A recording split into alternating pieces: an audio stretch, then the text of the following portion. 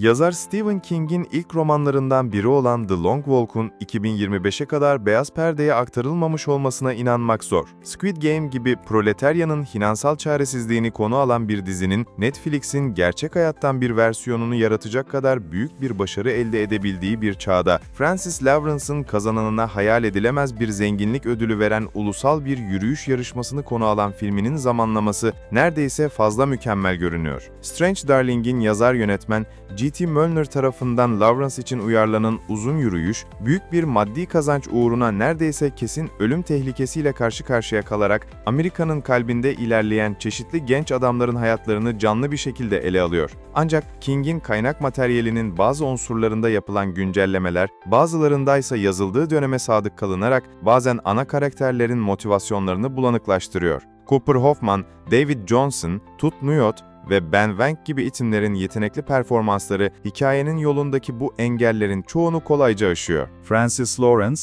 açlık oyunları yolculuklarına benzer bir yola geri dönüyor. Amerika Birleşik Devletleri'nin alternatif ama oldukça tanıdık bir versiyonunda Hoffman, The Long Walk'ta eyaletini temsil etmek üzere seçilen sakin bir Maine yerlisi olan Raymond Garrett'i canlandırıyor. Ulusal yarışma, 2 ödül kazanmak için yarışmak üzere piyango yoluyla 50 aday seçiyor. Belirtilmemiş ama muazzam bir miktar para ve istedikleri herhangi bir şey için tek bir dilek. Yeter ki yasayı çiğnemesin veya kurumsal bir değişiklik talep etmesin. Peter McRae ile kısa sürede arkadaş olur ve ikisi mümkün olduğunca uzun süre dayanmaları için birbirlerine yardım edecek güçlü bir destek sistemi kurarlar. Herkes bir yalışma olması beklenen bir ortamda böyle bir dostluğa kucak açmaya hevesli değildir. Stebbins, mesafeli durarak yürüme motivasyonlarına dair yalnızca üstü kapalı bilgiler sunarken, Gary Barkovich'in muhtemelen belirtilmemiş akıl sağlığı sorunlarından kaynaklanan sosyal beceriksizliği, Garrett McRae ve diğer iki silahşörleri Arthur Baker ve Hank Olson'la düşmanca bir ilişkiye yol açar. Ancak yürüyenlerin sayısı azaldıkça bu sıkı dostlar zor kararlar almak zorunda kalırlar. Bunlardan bazıları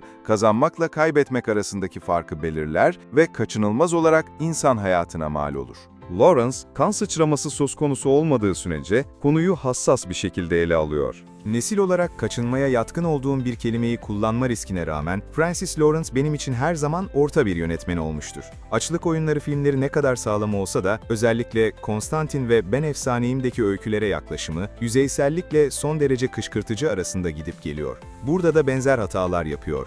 Ancak neyse ki Molnar'ın senaryosu aksiyonu dorukta tutuyor. Çoğunlukla iyiye doğru, karakterler, izleyicilerin eski bir savaş filminde bulabileceği türden farklı dünya görüşleri, birlikleri yoğun ateş altındayken bir siperde bir araya getirilen karmakarışık bir ekip gibi hissettiriyor.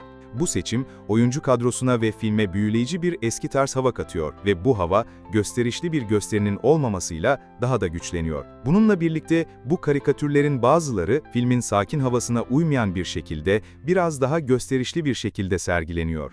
Bu yılın başlarında Karate Kid Legends'da rol aldıktan sonra yönlülüğünü sergileyen Wang, Nu Yauk aksanıyla aza basıyor ve pes etmiyor. Ancak bu performans seçimleri özellikle de bu distopik kurgu eserinin uyarlanmasında çoğunlukla kısıtlamalara karşı bir denge unsuru olarak daha affedilebilir. Lawrence ve görüntü yönetmeni Joe Williams, arazinin kasıtlı olarak tekrarlanmasına rağmen gerçekten çarpıcı görüntüler yaratıyorlar. Öte yandan Lawrence, saatte 3 mil hıza ulaşamayan her bir yürüyücünün infazı üzerinde agresif bir şekilde durmaya kararlı görünüyor. Bu da ölümlerini duygusal olarak nadiren daha anlamlı kılıyor. Kabul ediyorum, zayıf ve iyi niyetli bir gencin yolun ortasında makineli tüfekle vurularak öldürülmesini izlemek, rakiplerinin sesi dinleyip yola devam etmek zorunda kalmasının yadsınamaz derecede güçlü bir yanı var. Peki, seyirci, yüzünün ayrıntılı bir şekilde vurulduğunu izlediği için bu çocuğun ölümü daha mı trajik? Emin değilim. Dürüst olmak gerekirse, Lawrence ve görüntü yönetmeni Joe Williams, arazinin kasıtlı olarak tekrarlanmasına rağmen gerçekten çarpıcı görüntüler yaratıyor. Özellikle arkadan aydınlatılmış gece çekimleri hem karakteri ve bitiş çizgisine doğru ilerlerken üzerlerindeki yolculuğun ağırlığını yansıtan inanılmaz silüetler yakalıyor. J.T. Molnar'ın senaryosu, etkileyici bir ruh hali oluşturuyor ancak net bir zaman veya yer belirlemiyor. Molnar'ın senaryosu, bu karakterlerin uzun yürüyüşe katıldıkları bağlamı ve daha da önemlisi nedenini güçlendirecek bazı belirleyici ayrıntıları göz ardı ediyor. Örneğin Garrett'in yarışa geldiği araba 1960'lar veya 70'lerden kalma ve babasının kendisiyle paylaştığı sanat eserlerinden bahsetmesi o döneme uyuyor. Benzer şekilde yürüyüşü yayınlayan kameralar da eski görünüyor. Ancak hepsine hızlarını ölçmek için bileklerinde adım sayarlar verilmiş. Tam olarak bir Fitbit veya Apple saati değil. Ama bu film o zamanlar mı yoksa bugün mü geçiyor?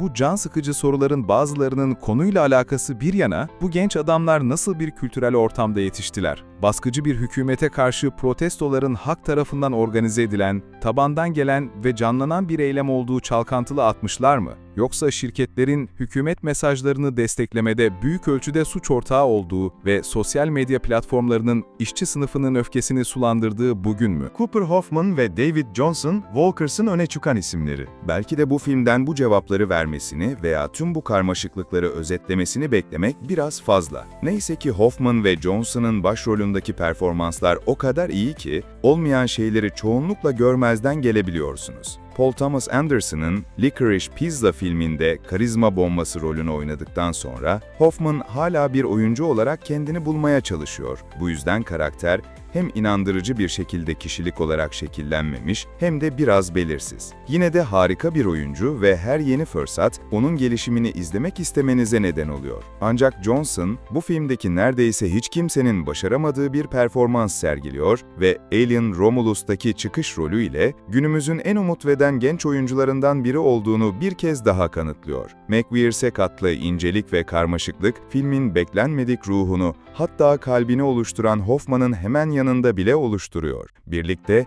dinamit gibiler, kesinlikle büyüleyiciler ve filmi izlemeye değer kılıyorlar. Aslında izleyiciler yıl sonunda ikisinin de gerçek, tür dışı ödüllere layık görülmesine şaşırmamalı. Sonuç olarak Uzun Yürüyüş, dünyanın durumu hakkında söyleyecek ilginç şeyleri olan harika ve eğlenceli bir film. Hepsi tam olarak dile getirilmemiş olsa da, nereye gittiğini bilmeden hemen yola koyulan bir filmdense, doğru yönde temkinli bir şekilde ilerleyen bir filmi her zaman tercih ederim.